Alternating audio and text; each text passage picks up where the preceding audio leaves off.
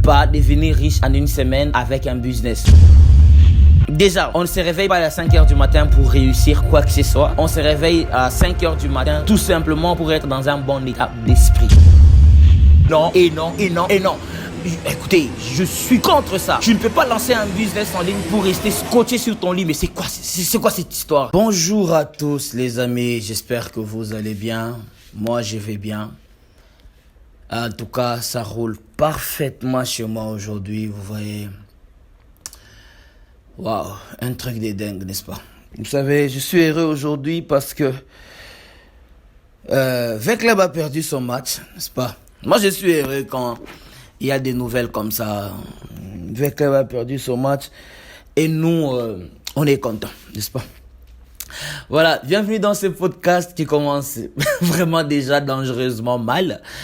Mais bon, on va passer des bons moments, hormis voilà, cet aspect sportif qui justement, avec la perdu son match, c'est qui est tout à fait normal, n'est-ce pas? C'est du sport, donc il y a des gagnants et des perdants. S'il y a un perdant, il faut juste accepter. N'est-ce pas? On ne gagnera pas chaque jour. Alors, dans ces podcasts, on va commencer à passer depuis un moment. Donc, ça va commencer à passer chaque jour. Je pense, chaque jeudi, vous aurez droit à une vidéo comme ça sur cette chaîne YouTube ou sur ses comptes Facebook ou sur notre, justement, Spotify ou Applecast pour ceux qui utilisent, justement, Spotify ou Applecast. Donc, vous pouvez, Applecast, ou podcast. Vous pouvez retrouver ces podcasts directement là-bas. Donc, on est disponible désormais sur tous les canaux de communication, justement, de podcast, on est disponible. Donc, voilà. Comme vous savez déjà, le nom du podcast est Alerte Business, même si ça passe directement sur ma chaîne YouTube. Donc, vous comprenez tout simplement que, voilà, ça devait se passer comme ça. Alors, pour commencer directement, aujourd'hui, je vais répondre à quelques questions qui m'ont été posées directement sur Facebook, Instagram, WhatsApp et toutes ces personnes. Donc, on va commencer directement à poser des questions et à répondre directement à ces petites questions qui doivent justement vous déranger quand vous commencez directement les business. Je sais qu'il y a plusieurs questions qui vous tracassent, mais on va y aller, n'est-ce pas? Directement, on passe aux choses sérieuses. La première question qui est ici, j'ai mon ordinateur qui est juste ici, donc supportez que de temps en temps, je jette un coup d'œil ici, c'est là qu'il y a des questions. Alors la première question qu'on me pose juste là, c'est est-ce que je vais devenir riche en une semaine? Non, on ne peut pas devenir riche en une semaine avec un business. Peu importe les business qu'on peut faire. Pourquoi? Parce que depuis un moment, je suis contre un business qui explose directement dans moins d'une semaine. La raison est toute simple, c'est que toutes les personnes qui ont réussi à construire un business dans moins d'une semaine ou à avoir un succès phénoménal dans moins d'une semaine, ils ont connu les phénomènes que tout le monde appelle aujourd'hui les phénomènes Justin Bieber. Ça veut dire un jeune homme qui connaît un succès phénoménal et toutes ces choses. Psychologiquement, il ne s'est jamais préparé à un tel succès. Et après, il commence à dégringoler jusqu'à frôler justement les suicides et toutes ces choses. Donc, le succès est très bon quand justement tu as été préparé à cela, et c'est tout un processus. Un succès, une richesse qui vient avec les temps, on sait comment les gérer. Donc, devenir riche en une semaine, oui, c'est possible, mais ce n'est pas ce que vous devez souhaiter. Vous devez souhaiter aller step by step. Si j'étais votre coach, je vous conseillerais d'aller étape par étape. C'est pour votre bien. C'est pour votre bien. Alors, une deuxième question que je vais prendre, c'est comment puis-je avoir 10 000 abonnés sur Instagram sans dépenser de l'argent? Déjà, avoir des abonnés sur Instagram en dépensant de l'argent, je pense que c'est une grosse perte de temps. Parce que je me dis toujours qu'il y a une grande différence entre les abonnés qui viennent en organique et les abonnés qui viennent justement grâce à la publicité. Je suis sûr et certain. Les abonnés qui viennent en organique, ils viennent justement parce qu'ils ont aimé vos contenus. Ils viennent justement parce qu'ils vous acceptent tel que vous êtes.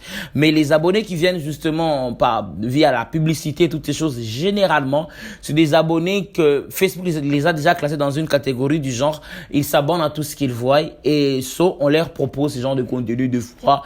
Et c'est là que vous vous rendez compte que quelqu'un a plus de 10 000 abonnés, il ne fait que 3 likes, 4 likes. Parce que généralement, ces abonnés n'étaient pas des abonnés totalement qualifiés. Alors, il est très important de prendre son temps, de développer petit à petit sa communauté et d'avoir des abonnés justement qualifiés qui, avec le temps, finiront toujours commencer par commander vos services, vos offres et devenir sans doute vos futurs clients dans les jours à venir. 10 000 abonnés sans dépenser de l'argent, c'est possible. Donc d'ailleurs, je vous recommande d'aller en organique, ça veut dire naturellement. Le secret pour accroître sa communauté sur Instagram, il est tout simple. Le secret, c'est quoi? C'est justement pour poster régulièrement. Donc, vous postez au moins 2 jours chaque jour. Et 2 fois chaque jour, et vous pouvez développer une communauté de dingue comme ça, et puis vous pouvez évoluer. Donc, moi, j'ai réussi, j'ai déjà eu 10 000 abonnés, j'ai déjà eu 17 000, 20 000 abonnés sur Instagram. Donc, j'ai assez d'expérience dans le domaine, et moi, je peux vous considérer en tant que marketeur que la régularité sur un réseau social paye toujours, et Instagram n'échappe pas à la règle. Si tu es régulier, tu mets à chaque fois des stories, les réels, d'ailleurs aujourd'hui c'est les réels qui marchent, donc tu es très régulier dans tes réels, tu auras du succès sans doute, je suis sûr et certain. Donc on va aller à une autre question qui est: est-ce que je dois vraiment m'élever à 5 heures du matin pour réussir? Oui et non. Déjà, on ne se réveille pas à 5 heures du matin pour réussir quoi que ce soit. On se réveille à 5 heures du matin tout simplement pour être dans un bon état d'esprit. Alors, il y a une chose qu'il faut savoir, et ça j'ai toujours conseillé ça aux gens. En fait, se réveiller tôt le matin et n'est pas le secret pour réussir sa vie. Non. Se réveiller tôt le matin, c'est juste avoir un état d'esprit de gagnant. Ça dit à ton cerveau que tu te prépares pour quelque chose de plus grand. Quand tout le monde dort, toi tu te réveilles, tu te prends comme, déjà tu le prends comme un petit succès du matin. Et c'est ce qu'on appelle les Miracle Morning. C'est un livre que vous devez d'ailleurs lire. Miracle Morning, ça veut dire quand tu te réveilles le matin, à 5 heures, tu as cette taux d'adrénaline qui se déclenche en toi, qui te dit quoi? Tout le monde dort et toi, tu viens de te réveiller. Mais il faut faire très attention avec cette théorie. La théorie, c'est quoi? Quand tu veux te réveiller à 5 heures du matin, rassure-toi que tu t'es endormi avant 21 heures. Parce que le 8 heures de sommeil, les gars, il faut le respecter. Il faut respecter vos 8 heures de sommeil. Tu sais, écoute, quand on avait moins de 20 ans, ou je sais pas, quand on avait moins de 19 ans, toutes ces choses, c'était drôle. Mais quand tu grandis, tes 8 heures de sommeil, frère, il faut le respecter. Au moins que ça soit les vendredis soirs, voilà, tu peux jouer au clown et toutes ces choses, mais pendant la semaine, je te recommande, mon gars, je te recommande sincèrement de prendre ta vie au sérieux et de ne pas t'hasarder surtout à dormir tard. Si tu es censé te réveiller à 5 heures, alors tu dois dormir tôt. Parce que quand tu te réveilles tôt, cela participe seulement à ton état mental. Et justement, le succès a un point direct avec ton mindset, mais ce n'est pas une formule magique pour réussir sa vie, pas du tout. Mais c'est juste que tu es sur la bonne voie pour avoir un état mental pour justement surpasser n'importe quel obstacle. Et d'ailleurs, moi-même qui vous parle ici, je suis témoin de cela, donc ça fait plusieurs temps maintenant que moi je me réveille très tôt le matin et la différence est énorme. Ça veut dire tu te sens puissant, tu te sens un peu éveillé, un peu en avance par rapport à tout le monde. Bref, je vous recommande d'avoir cette discipline. C'est pas du fake. Ça peut vous aider littéralement dans vos business. Je reste convaincu avec ce que j'ai dit là. Mais est-ce que c'est une formule magique? Non. Vous réveillez chaque jour le matin, c'est pas une formule magique. Tu peux te réveiller chaque jour le matin et voilà, tu es un foutron, tu ne fous rien, ça ne changera rien à ta vie. Ça dépend de ce que tu fais chaque jour le matin quand tu te réveilles. C'est ce qui est important. Donc j'ai répondu, je pense, à cette question. On va avancer directement à une autre question qui est pourquoi est-ce que je ne gagne pas toujours pas d'argent alors que j'ai posté 3 vidéos sur YouTube. Ça c'est drôle. En fait, je connais parfaitement les YouTube Games parce que j'ai des amis qui aujourd'hui ont réussi à développer des communautés de plus de 100 000 abonnés et toutes ces choses. Donc je connais les YouTube Games, mais je reste convaincu. Ça tu dois retenir. Personne ne peut vivre seulement des revenus YouTube. Personne. Surtout pas en Afrique. La rémunération YouTube en Afrique ne marche pas aussi bien qu'en Europe, il faut le dire. Donc, personne ne peut vivre seulement des revenus YouTube. Mais cependant, tu peux commencer à construire une communauté autour de ta chaîne YouTube. Tu ne gagneras pas justement l'argent au bout de 3 vidéos postées. Pas du tout. Tu peux peut-être espérer gagner de l'argent peut-être après 1 mois ou 2 mois si la stratégie justement de communication et justement la relation désolé, la relation que tu as avec ta communauté est très forte, donc tu peux espérer gagner justement quelques centimes ou quelques contrats ou quelques collaborations au bout de quelques mois. Mais après avoir posté 3 vidéos, mais mon ami, on est en train de te mentir. Et je ne connais personne qui a créé une chaîne YouTube. Au bout de 3 jours, il a fait une vidéo qui a directement buzzé, mais je ne pense pas. Donc c'est un processus, c'est un travail. En fait, dans les business, il y a quelque chose que vous devez ancrer en vous, c'est que la rapidité dans les business, ça nuit toujours. Soyez patient. You must to be slowly. You must justement to work slowly. Il faut marcher lentement, hein. Il faut marcher lentement, mais sûrement. Et ça finira toujours par changer quelque chose chez vous. Ça finira toujours par changer quelque chose chez vous. Alors, 4e question, c'est est-ce que je dois porter un costume tous les jours pour être plus sérieux, pour être pris au sérieux? Pas du tout. Vous savez, les caractères d'un entrepreneur, c'est quelque chose qui se développe justement avec les temps. Ça ne se ramasse pas du jour au lendemain. En fait, il y a des gens qui renfrognent leur visage pour qu'on les prenne au sérieux. Ça, c'est une perte de temps, tu vois? C'est une perte de temps parce que quelqu'un qui ne te prend pas au sérieux ne te prend juste pas au sérieux parce que tu poses des actes qui chaque jour lui prouvent que tu n'es pas digne de confiance ou tu n'es pas digne d'être pris au sérieux, tu vois.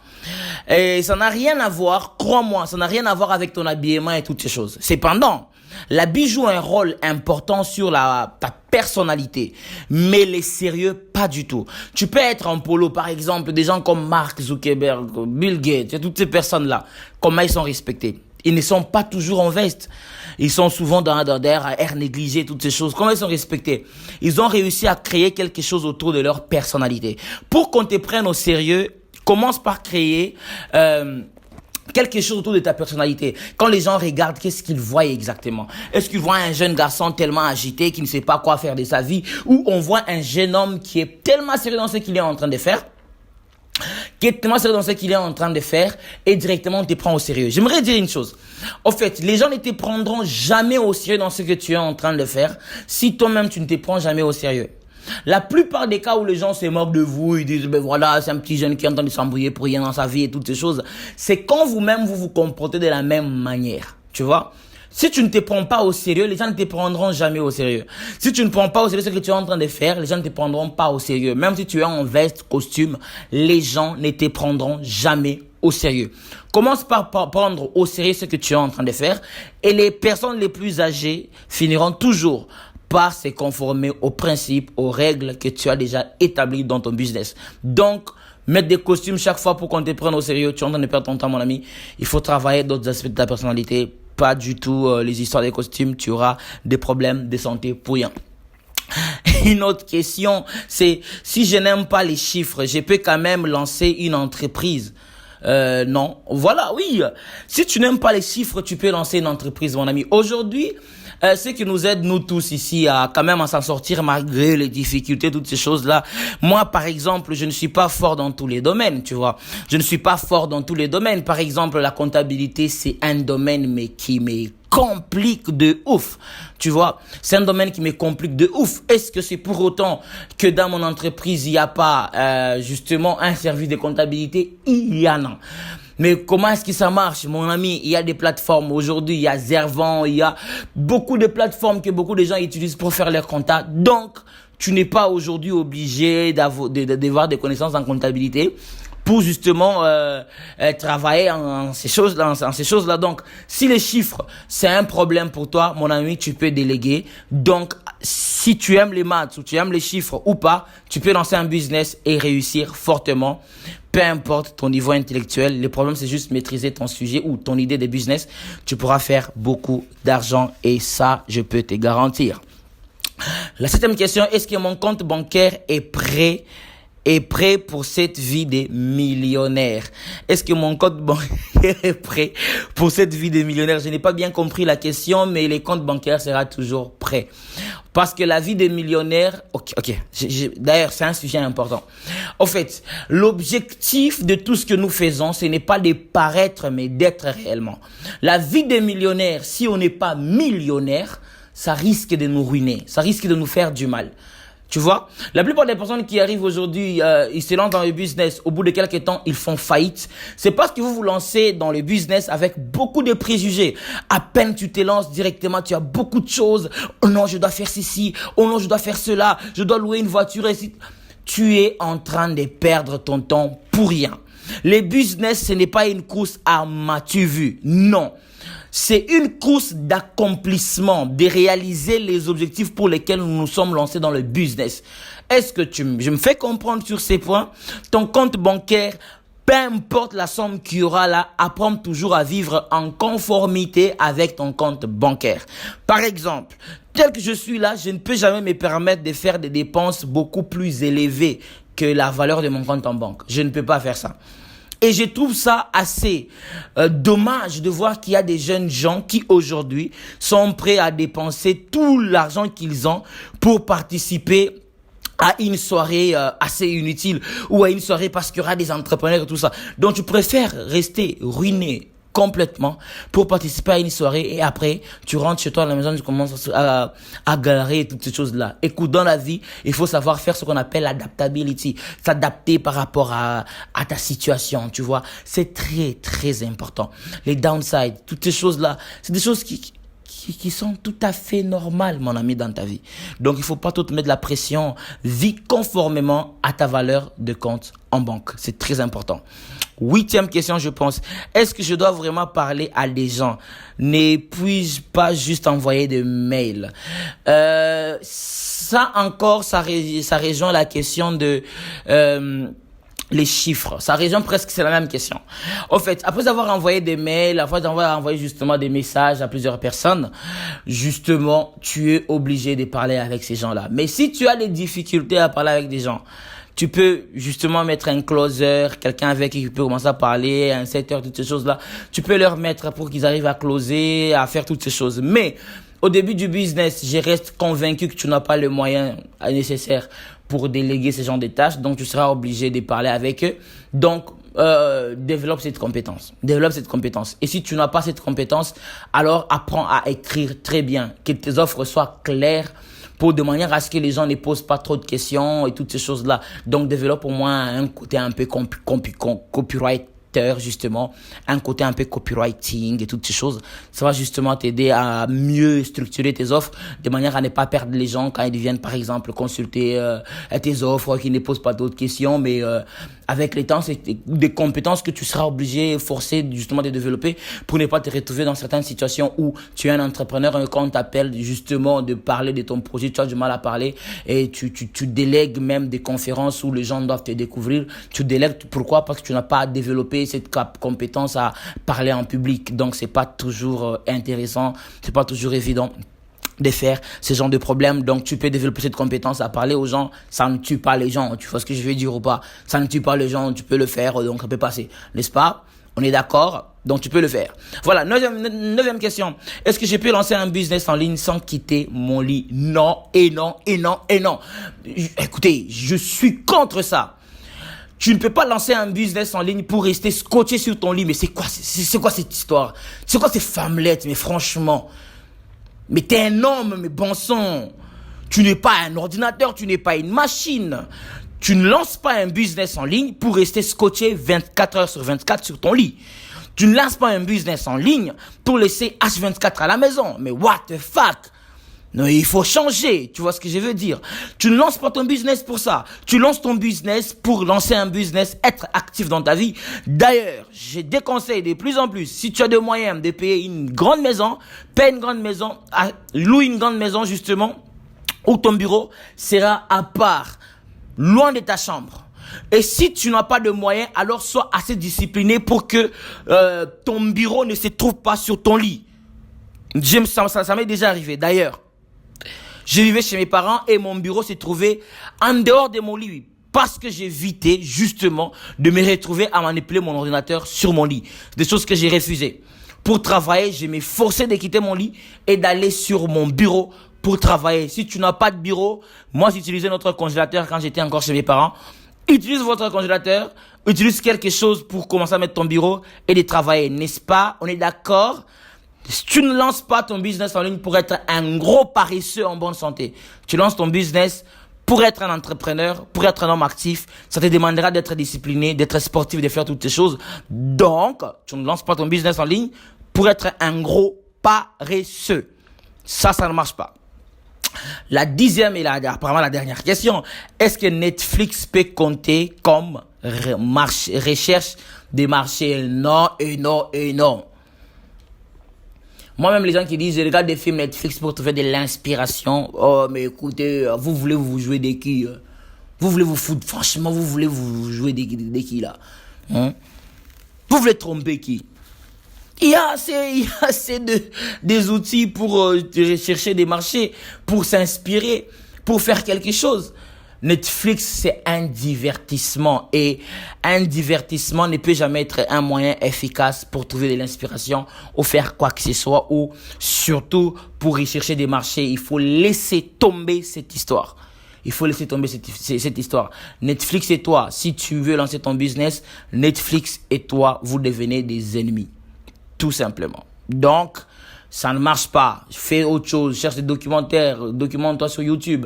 Fais des choses comme ça. D'ailleurs, moi, avec les temps, une période là, j'avais même laissé tomber YouTube parce que ce n'était pas quelque chose qui m'aidait justement à faire ce que je voulais faire. Tu vois ce que je veux dire ou pas? Donc, voilà. Tu me comprends.